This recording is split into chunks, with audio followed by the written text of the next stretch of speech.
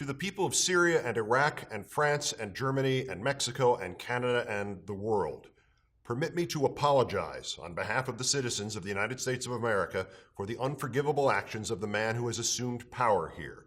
I speak for those of us who, unlike Trump, unlike the sycophants who surround him, unlike the hate-filled souls and the conscience-optional bigots who applaud him, unlike the Russian puppeteers who may be manipulating him, I speak for those of us who have not forgotten and will not forget that we are the descendants of the immigrants, often the refugees.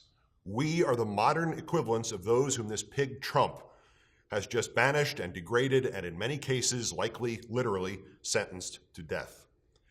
Our greatness, and more importantly, our goodness, has, since the cliche of the arrival at Plymouth Rock, stemmed entirely from people who came here from elsewhere. The only true natives of this continent have been the victims of persecution and marginalization and genocide. If this gargoyle Trump really believed in America first, he would lead the deportation of those who brutally stole these lands from their rightful inhabitants. Indeed, if there is anything this country can offer as mitigating evidence against our original sin, it is that the land our forefathers invaded became a place of freedom, a destination for those who literally had no other place to turn.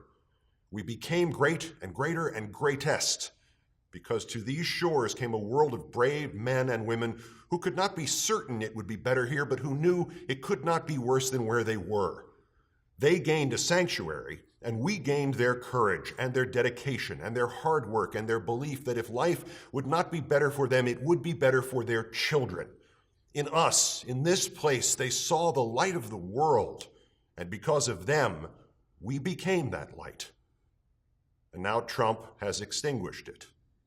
He has extinguished the light of the world, not because it was necessary, not because it was protective, because it will almost certainly indeed prove the opposite, but because many of those who support him cried out for scapegoats and for people to hate because they believe a different religion, and for people to blame because they looked different.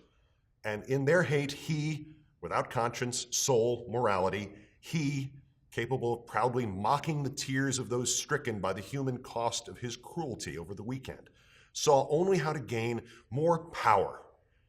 He has extinguished the light of the world, not because he wanted to prevent terrorism nor reduce the flow of would-be terrorists, but because the political currency of 21st century America is making the gullible afraid of convincing them that a foreigner lurks around every corner when the greatest risk of death to Americans is other Americans who have guns, period.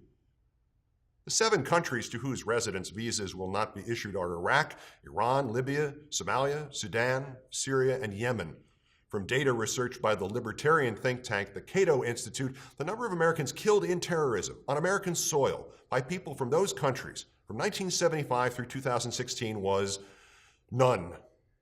The countries of the Middle East against which Trump did not act include the home nations of all the 9/11 hijackers and the San Bernardino attackers, Pakistan and the United States, and most cynically of all, those countries in which Trump has business dealings.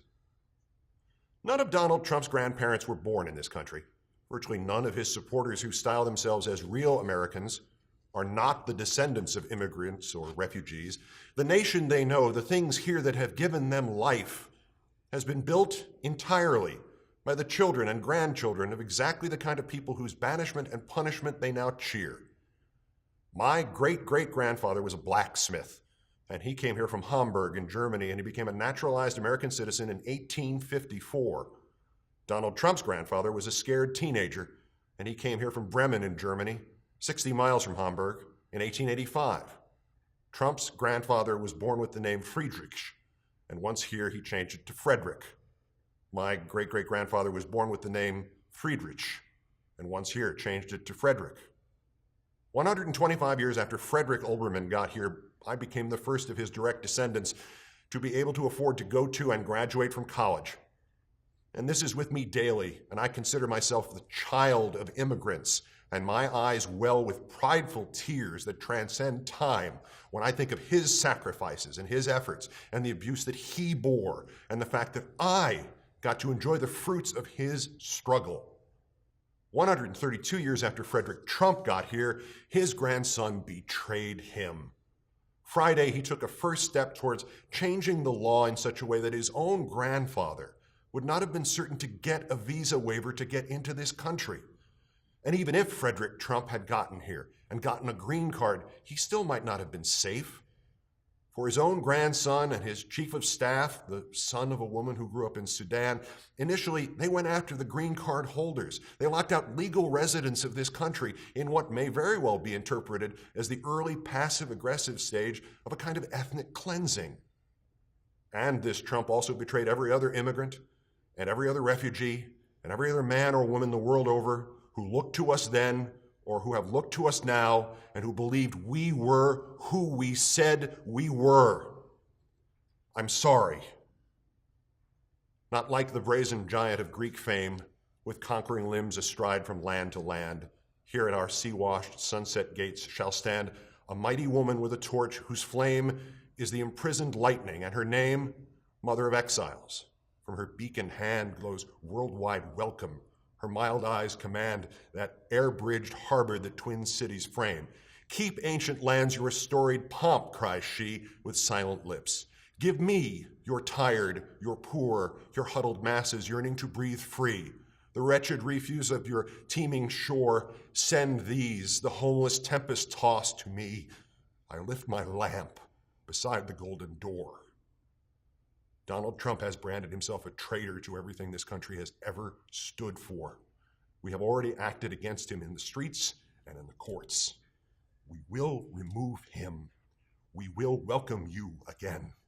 We will even again let you think that you are getting more from us, even though history proves in generation after generation, with nationality after nationality, that it is us who are getting everything from you.